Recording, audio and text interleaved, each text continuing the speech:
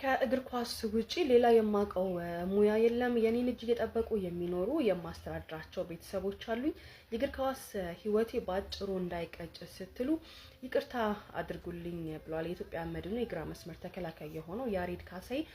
በተለይም ደግሞ ከሰሞኑ ከቀናቶች በፊት በኢትዮጵያ ዋንጫ የግማሽ ፍጻሜ ጨዋታ ኢትዮጵያ መድን ሲዳማ ቡናን ባገናኘው ጨዋታ ላይ ሲዳማ ቡና ያንን ጨዋታ አሸንፎ በመለያ ምት ወደ ፍጻሜ ማለፉ ይታወቃልና በዛ ጨዋታ ላይ አሰልጣኝ ገብረመድህን ኃይሌ 33ኛው ደቂቃ ላይ ያሬድ ካሳይን ቀይረው ሲያስወጡት በጣም ስሜታዊ ሆኖ የአሰልጣኙን ውሳኔ አስከፍቶት ነበር። በዚያም እንግዲህ በቅጽበታዊ ወይም ደግሞ ስሜታዊ ስለነበር ተጫዋቹ ያልሆነ ወይም ደግሞ ተገቢ ያልሆነ ባህሪ አሳይቶ ነበር። ያም ደግሞ ማሊያውን በማውለቅ በአሰልጣኙ ፊት ለፊት ጥሎት ነበር ወደ ተቀያሪ ወንበር ያመራው። ከዛ በኋላም ቴክኒካል ኤሪያ አካባቢ ከቡድን መሪው ጋር እንደዚሁ ሲመላለስ የነበረበትም ሲታይ ነበር በስፋትና ብዙዎችን ያስከፋ ነበር። ምክንያቱም አንድ የተከበረ አሰልጣኝ ነው። የአሰልጣኙን ውሳኔ አሰልጣኙ ጨዋታውን እንዲያሸንፍልኝ ያሉትን አጫወት ወይም ደግሞ ውሳኔዎችን ሊወስኑ ይችላሉና ተጫዋቾች ያንን ውሳኔዎችን ማክበር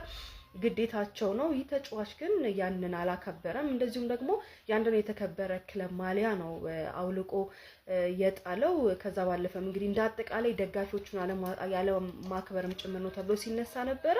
እንዳጠቃላይ እግር ኳስ ቤተሰቡን ያስከፋ ነበር። በእርግጥ ከዛ በኋላ ያሬድ ካሳይ በማህበራዊ ድረገጹ ላይ ይቅርታ ጠይቆ ነበር፣ ግን ያ በቂ አይደለም የሚል ነገሮች ነበሩ። ትላንትናም እንደዚህ ኢትዮጵያ መድን ተጫዋቹን ከካምፕ እንዳሰናበተው ጭምር ሲነገር ነበር። የኢትዮጵያ እግር ኳስ ፌዴሬሽንም የገንዘብ ቅጣት አስተላልፎበታልና በተለይም ዛሬ ደግሞ ተጫዋቹ 3 ገጽ የሚሆን ለክለቡ ይቅርታ ጠይቋል። እንደዚሁም በግልባጭም አሰልጣኙን አሰልጣኝ ገብረመድህን ኃይሌን እንደዚሁም የኢትዮጵያ እግር ኳስ ፌዴሬሽን እና እንዳጠቃላይ ደግሞ የተጫዋቾች ፕሮፌሽናል የተጫዋቾች ማህበርን ጭምር ይቅርታ ጠይቋል።